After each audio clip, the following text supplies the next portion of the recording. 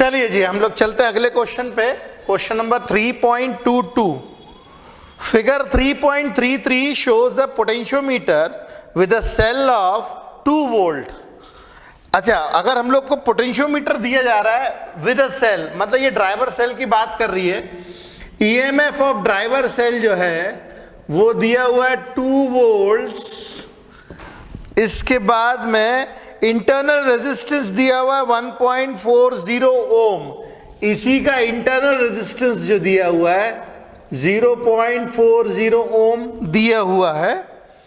Maintaining a potential drop across a resistor wire AB, a standard cell which maintains a constant EMF of 1.02 volt। constant EMF है 1.02 volt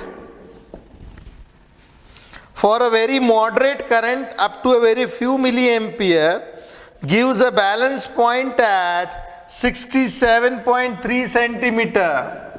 67.3 centimetre के ऊपर balance point दे रहा है।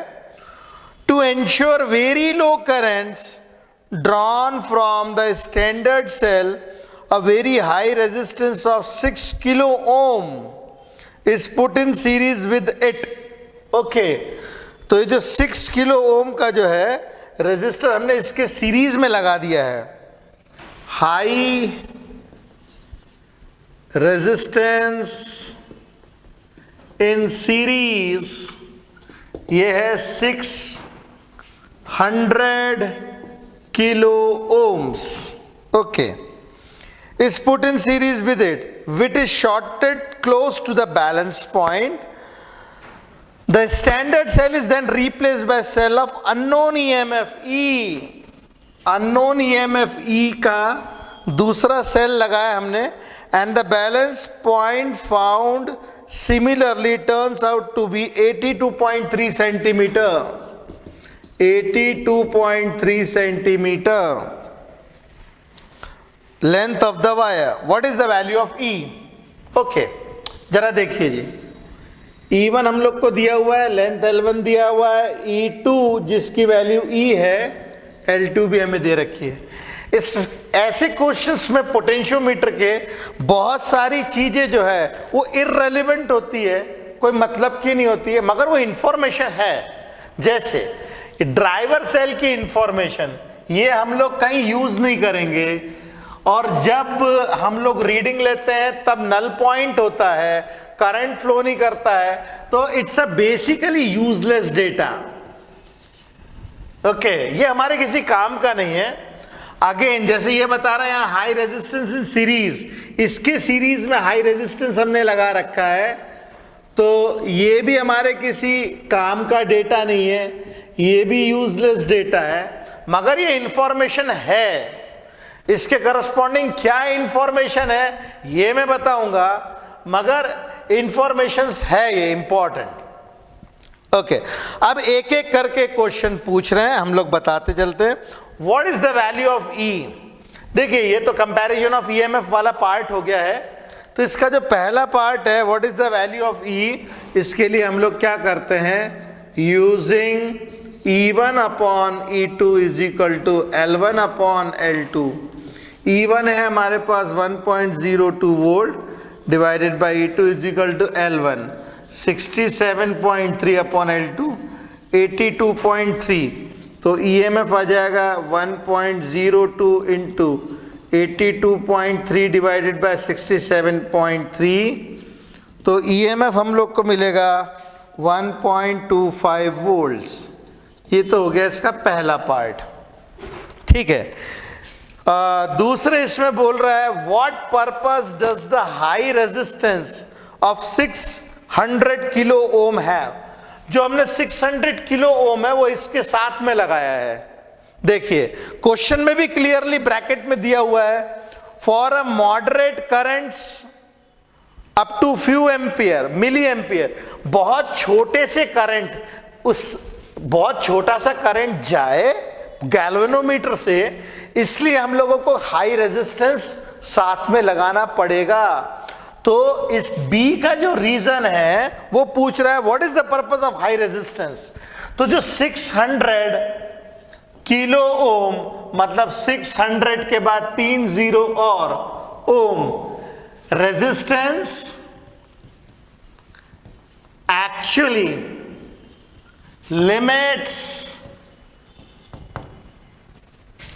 Current in galvanometer, otherwise galvanometer blow off हो जाएगा। Galvanometer एक बहुत सेंसिटिव डिवाइस होता है, उससे आप बहुत बड़ा करंट पास नहीं कर सकते हो। अगर आपने जरूरत से ज्यादा बड़ा करंट पास कर दिया तो गैल्वेनोमीटर की कॉइल ब्लो ऑफ कर सकती है, जल सकती है। तो ज्यादा करंट ना जाए इसके लिए हम लोग को उसका करंट लिमिट करना पड़ता है, ठीक है। तो करंट को लिमिट करने के लिए हम लोगों ने इसके साथ में सीरीज में रेजिस्टेंस लगा दिया, ताकि इसका रेजिस्टेंस बढ़ेगा तो करंट ऑटोमेटिकली घटेगा। ओके, तो ये हो गया इसका पहला पार्ट भाई, ठीक है। और दूसरा पार्ट, अब इसी के तीसरे पार्ट में हम लोगों से पूछा जा रहा है, is the balance point affected by this high resistance. देखिए, ये जो हाई रेजिस्टेंस हम लोगों ने लगाया है वो इसके साथ में लगाया है, ठीक है। ये हाई रेजिस्टेंस केवल करंट का मैग्नीट्यूड कम कर रहा है, ठीक है, इसका नल पॉइंट से कोई लेना देना नहीं है। तो क्वेश्चन पूछ रहा है, is the balance point affected by the high resistance, तो हम बोलेंगे no, it only limits current passing through galvanometer. Galvanometer की जान बचाने के लिए हम लोगों ने उसको लगा रखा है। फिर D part, is the balance point affected by the internal resistance of the driver cell. देखो, हम जब रीडिंग लेते हैं, रीडिंग लेते टाइम तो वैसे ही नल पॉइंट होता है, करंट फ्लो नहीं करता, तो उसका इंटरनल रेजिस्टेंस हो चाहे नहीं हो, कम हो ज्यादा हो, इससे कोई फर्क नहीं पड़ता है। तो डी वाले का आंसर होगा नो, क्योंकि at null point current does not flow. At null point current does not flow. ये इंस्ट्रूमेंट जो है वो नल पॉइंट के ऊपर वर्क करता है, और नल पॉइंट के ऊपर चूंकि करंट फ्लो ही नहीं करता है सर्किट में, तो जब सर्किट में करंट ही फ्लो नहीं करेगा तो इंटरनल रेजिस्टेंस का कोई काम नहीं है यहाँ पे। ओके, अब ई वाला पार्ट है कि would the method work in the above situation if the driver cell of the potentiometer had a EMF of 1 volt. अगर ड्राइवर सेल 1 वोल्ट का होगा और हमारा स्टैंडर्ड सेल 1.02 वोल्ट का है, तो सर्किट काम कैसे करेगा भाई? 1 वोल्ट का ड्रॉप दिया है, उसमें 1.02 वोल्ट कैसे सर्च कर सकते हो? तो ये पॉसिबल नहीं है। No, EMF of driver cell should be greater than EMF of test cell. Test cell का ईएमएफ जो है ड्राइवर सेल से हमेशा छोटा होना चाहिए, ये इस केस में काम नहीं करेगा। F, would the circuit work well for determining extremely small EMF, say of the order of few millivolts, such a typical EMF जिसमें थर्मोकपल में मिलता है? क्या ये काम करेगा? तो देखिए जी, ये बहुत इंपॉर्टेंट पार्ट है, ध्यान से सुनना है। जो बहुत ही छोटे छोटे पोटेंशियल्स होते हैं, जैसे बोल रहा है थर्मोकपल में, तो इन थर्मोकपल जिसके अंदर में होता है कुछ मिलीवोल्ट्स, इसके अंदर में होता है फ्यू मिलीवोल्ट्स का पोटेंशियल डिफरेंस अपने को मिलता है। इसको हम लोग इस अरेंजमेंट के साथ में जो है इसकी रीडिंग हम लोग नहीं ले पाएंगे, ठीक है। इन थर्मोकपल जिसके अंदर में बहुत कम पोटेंशियल ड्रॉप होता है, we can not take reading as it moves close to A. मतलब जो हमारा स्टार्ट पॉइंट होता है पोटेंशियोमीटर का, स्टार्ट पॉइंट के बहुत नजदीक रीडिंग जाएगी और इतने नजदीक होगी कि हम लोग फिर उसको मेजर नहीं कर पाएंगे। ठीक है, यदि फिर भी मेजर करना है तो क्या करें? अगर आपको फिर भी मेजर करना है तो आप जो ड्राइवर सेल के बगल में रियोस्टेट होता है, ड्राइवर सेल के बगल में जो रियोस्टेट होता है, आप उसकी वैल्यू बढ़ा दीजिए, जिसके कारण क्या होगा, जो पोटेंशियल ड्रॉप आ रहा था वायर के ऊपर वो काफी कम हो जाएगा और रीडिंग शायद से बीच में आ जाए। जरा समझिए मैं क्या बोल रहा हूं। ये हमारे पास पोटेंशियोमीटर वायर, मैंने 10 मीटर को एक सिंगल तार बना दिया ए बी।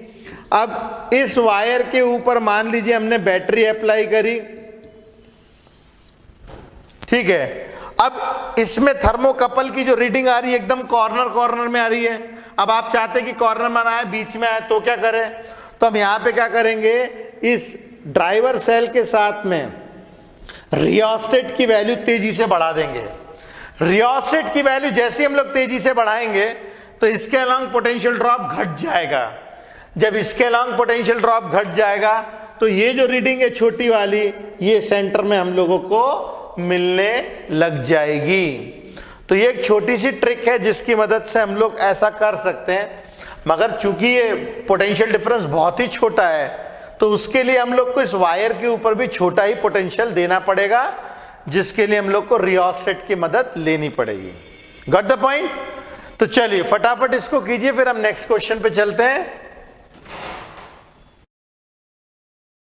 चलिए जी, अब हम देखें आगे के questions. Question number 3.23, figure 3.34 shows a potentiometer circuit for comparison of two resistances। देखिए इसका डेरिवेशन हम लोगों ने किया हुआ नहीं है, हम डायरेक्ट फॉर्मूला इस्तेमाल करेंगे। The balance point with standard resistor, जब स्टैंडर्ड रेजिस्टर R हमने यूज किया 10 ओम का, तो बैलेंस पॉइंट कितना आ रहा है हमारे पास? 58.3। while that with the unknown resistance X, unknown resistance X के लिए बैलेंस पॉइंट आ रहा है हमारे पास में 68.5 ohms. Determine the value of X।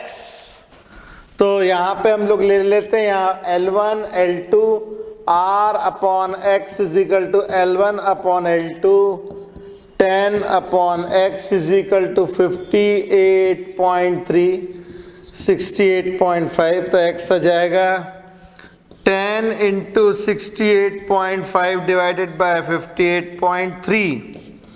X की वैल्यू हम लोगों को मिलेगी सॉल्व करके 11.75 ओम्स। तो डायरेक्ट बेस सिंपल क्वेश्चन है ये। तो इसके फिगर वगैरह पे हम लोग बहुत ज़्यादा सोचेंगे तो परेशान हो जाएंगे, ठीक है। हम डायरेक्ट, क्योंकि इसका फॉर्मूले का डेरिवेशन नहीं था, हम लोग डायरेक्ट ऐसे कर सकते हैं। अब क्वेश्चन है फिगर 3.24। फिगर 3.35 शोज अ 2 वोल्ट पोटेंशियोमीटर। 2 वोल्ट पोटेंशियोमीटर मतलब ये ड्राइवर बैटरी के बारे में बताया है। इसके अंदर में जो ड्राइवर सेल है, ड्राइवर सेल जो है 2 वोल्ट का बताया गया है। Use for determination of internal resistance of 1.5 volt cell. तो ईएमएफ दिया है 1.5 वोल्ट सेल का। The balance point of the cell in open circuit, मतलब जब ये ऑफ सर्किट था तभी ईएमएफ था। ओपन सर्किट इज लेंथ हम लोगों के पास है 76.3 centimetre. When the resistor of 9.5 ohm is used, जब रेजिस्टेंस 9.5 ओम यूज किया गया in the external circuit of the cell, the balance point shifts to 64.8 centimetre. L2 आ गया 64.8 centimetre. Determine the internal resistance of the cell. हम लोग को उसका internal resistance निकालना है, तो इसका डेरिवेशन हम लोग कर चुके हैं। तो R is equal to capital R L1 upon L2 minus 1, तो 9.5, 76.3 डिवाइडेड बाय 64.8 माइनस 1, इसको सॉल्व करेंगे तो हम लोग को मिलेगा 1.68 ओम्स। तो ये भी डायरेक्ट फॉर्मूला बेस्ड क्वेश्चन ही हैं, ठीक है। तो चलिए फटाफट इसे कीजिए।